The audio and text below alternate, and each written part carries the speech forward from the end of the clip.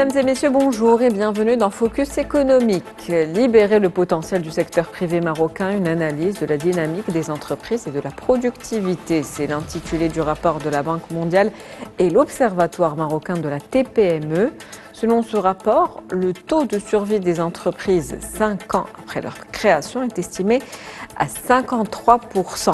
Le taux de sortie officiel par radiation, lui, n'est que de 1,2%. Autre constat, les entreprises de 10 salariés ou moins contribuent à près de 86% de l'emploi au Maroc, contre 35% en moyenne dans les pays de l'Organisation de coopération et de développement économique. Et ce rapport, on en parle aujourd'hui donc avec M. Mostafa Aljei. Vous êtes professeur d'économie à la faculté à INSBE et aussi à l'ISCAE. Vous êtes également expert bancaire. C'est un plaisir de vous avoir avec nous aujourd'hui. Bonjour, merci pour l'invitation. Tout le plaisir est pour moi. Alors, on va parler de ce rapport qui traite donc de la situation et la dynamique des TPME aujourd'hui au Maroc. Qu'est-ce qui ressort d'abord de ce rapport ? Alors, ce rapport qui est fort intéressant, qui est fait donc entre la Banque mondiale et l'Observatoire des TPME, fait des constats factuels. D'abord, nous avons un tissu économique fragmenté. Pratiquement 87 sur les 370 000 entreprises dans le secteur formel, il y a pratiquement la majorité, ce sont de micro-entreprises. 87% de ce tissu, ce sont des micro-entreprises qui font entre 1 et 3 millions de dirhams. Donc nous avons un tissu économique, je dirais, composé de micro-entreprises. Je vous donne un deuxième chiffre aussi, c'est que les entreprises, ce qu'on appelle les ETI, à taille moyenne, qui sont un petit peu le noyau solide des PME qui ont une bonne productivité, qui sont structurées, qui peuvent aller à l'export, ne représentent malheureusement que 0,9 du nombre d'entreprises existantes. Et ces entreprises ont généralement des chiffres d'affaires qui varient de 75 à 200 millions de dirhams. Et si on prend la grande entreprise, au-delà de 200 millions, il n'y a que 0,4%. Donc, le plus gros de notre tissu économique au Maroc, c'est la micro-entreprise et la TPME. Et sur ce tissu, comme on va le voir et comme le dit le rapport, est pénalisé par plusieurs contraintes, peut-être qu'on aura l'occasion de développer durant, si vous voulez, cet entretien. Donc, les micro-entreprises aujourd'hui les plus présentes au niveau national, je l'ai dit en préambule, il y a ce constat aussi, et donc les entreprises de 10 salariés ou moins, c'est ceux en fait qui contribuent à 86% de l'emploi. Donc, il faut absolument aujourd'hui créer un écosystème entrepreneurial qui soit fort pour pouvoir aller vers cette création d'emplois et cette croissance tant attendue. Quels sont les indicateurs qui ont été utilisés pour justement ressortir cette étude, oui, c'est ça. Alors, je pense dans les indicateurs, il y a d'abord un point qui est mentionné dans le rapport qui est très important, c'est l'accès au financement. Donc, ce rapport démontre clairement que le plus gros du financement du système bancaire est concentré au niveau des entreprises qu'on appelle les ETI à taille intermédiaire et surtout les grandes entreprises. Et je vous donne un chiffre. Sur les 1200 milliards d'encours de crédit à l'économie, si on prend la partie dédiée aux entreprises, il y a pratiquement que 20% qui est dédié à la PME dans toutes ses formes. Donc le plus gros des crédits est concentré au niveau de la grande entreprise. Et on démontre la difficulté d'accès de ces micro-entreprises et ces PME, si vous voulez, au financement bancaire. Cela est dû, d'abord j'imagine, aux données financières de ces entreprises. Bon, les banques obéissent à des règles, il faut donc qu'il y ait des bilans équilibrés, à la transparence, également aux garanties offertes, même si en fait à côté il y a des mécanismes de fonds garantis qui sont offerts par Timwilcom. Mais la grande problématique du tissu économique marocain, comme c'est des micro-entreprises très petites, même peut-être, je dirais, le savoir-faire des dirigeants, est-ce qu'ils sont au courant de tous les mécanismes qui existent? Il manque, je pense, l'encadrement et l'accompagnement de ces micro-entreprises. Même si certains organismes existent, il y a aussi la méconnaissance. D'où nous avons tout intérêt à les accompagner pour qu'elles se développent et également à les structurer pour qu'elles puissent bénéficier de tous les mécanismes de garantie qui sont offerts par notamment ce qu'on appelle l'ex-CCG ou ce qui s'appelle maintenant Timwilcom, qui peut couvrir jusqu'à 50%, si vous voulez, des crédits accordés par les banques. Donc le financement reste un grand problème. Majeur. Il y a également, on parle aussi de la productivité. C'est aussi un point faible au niveau de ces entreprises. Si on zoome un peu davantage, je vais vous donner un chiffre qui va peut-être vous étonner. Si on veut avoir des PME performantes et même des PME, pourquoi pas innovantes, il faut s'orienter à l'export. Parce que l'export, il génère des devises pour le Maroc, il crée de l'emploi et les effets d'entraînement économique. Alors il faut savoir qu'il y a 40 entreprises au Maroc, sur les 370 000 déclarées, font 80% de l'export.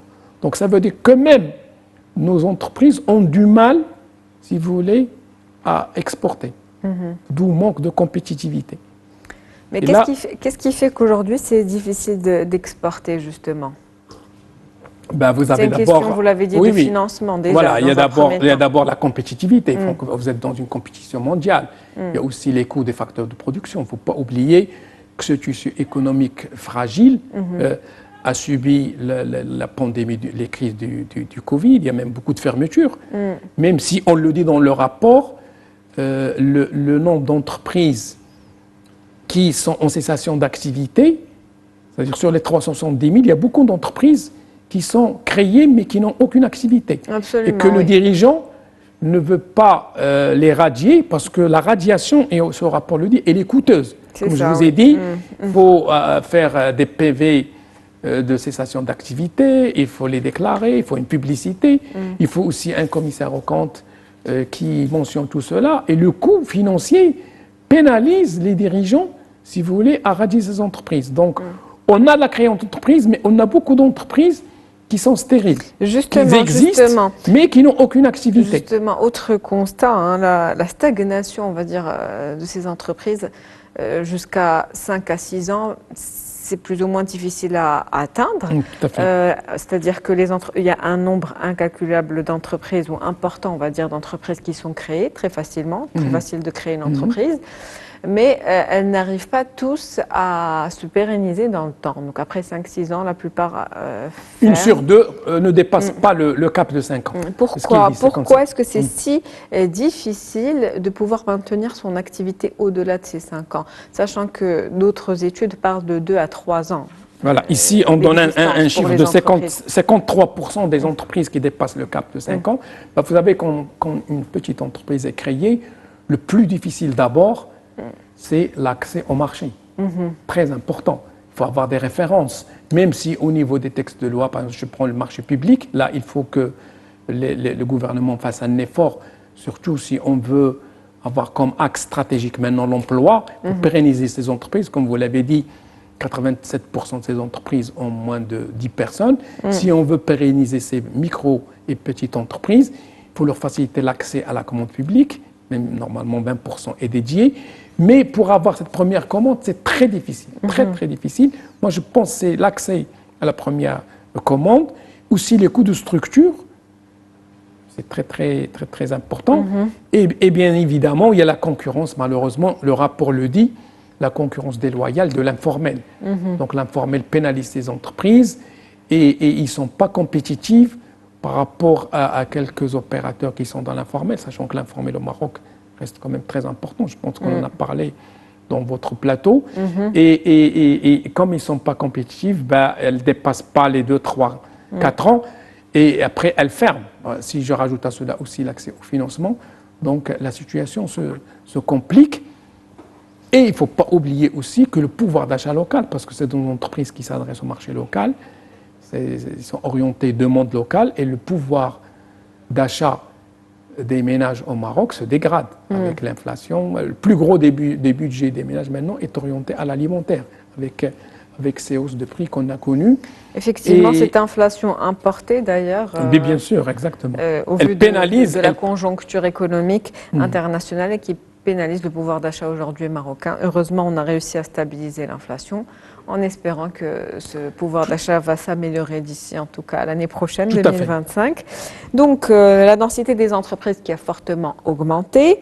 Par contre, une croissance lente de ces entreprises par rapport, en tout cas, aux entreprises européennes, on va dire. En tout cas, ceux qui ont été comparés aux économies avancées. Quelles sont les principales recommandations avec lesquelles on ressort dans ce rapport?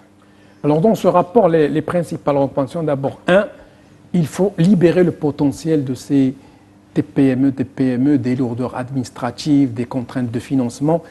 Il faut les accompagner pour qu'elles puissent se développer, créer plus d'emplois. Et ce rapport le dit, ce n'est que le secteur privé qui peut créer de l'emploi, générer de la croissance.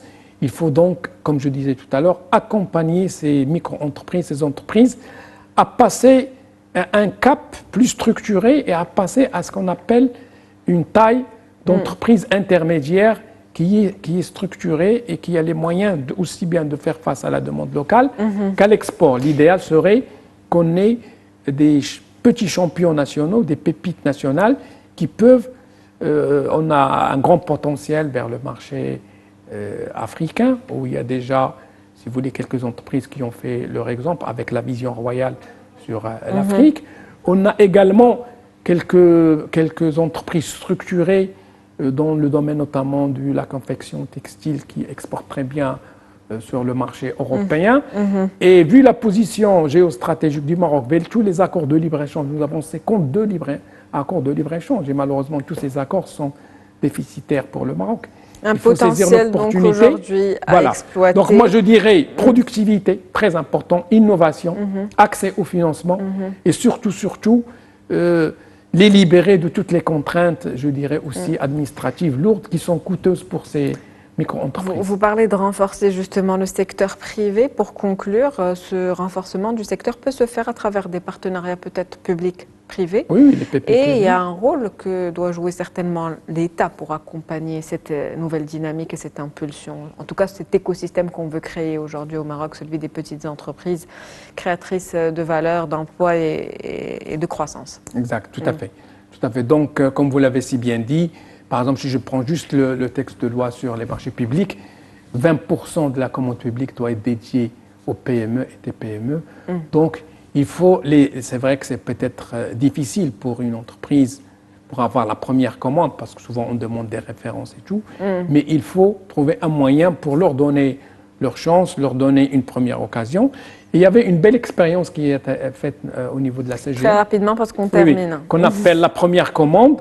Et quand une grande entreprise a par exemple un marché de peinture, etc., donner la chance à ces nouvelles entreprises sur la plateforme pour, si elles sont compétitives, pour qu'elles puissent eux-mêmes réaliser ces opérations. Donc, la première commande qui est la plus difficile.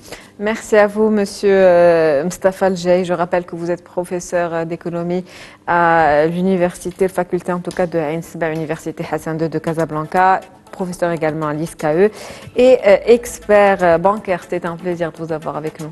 Merci beaucoup, tout le plaisir pour moi. C'est la fin de Focus économique pour aujourd'hui. On se retrouve demain avec un nouvel invité. Très bonne journée. Merci pour votre fidélité.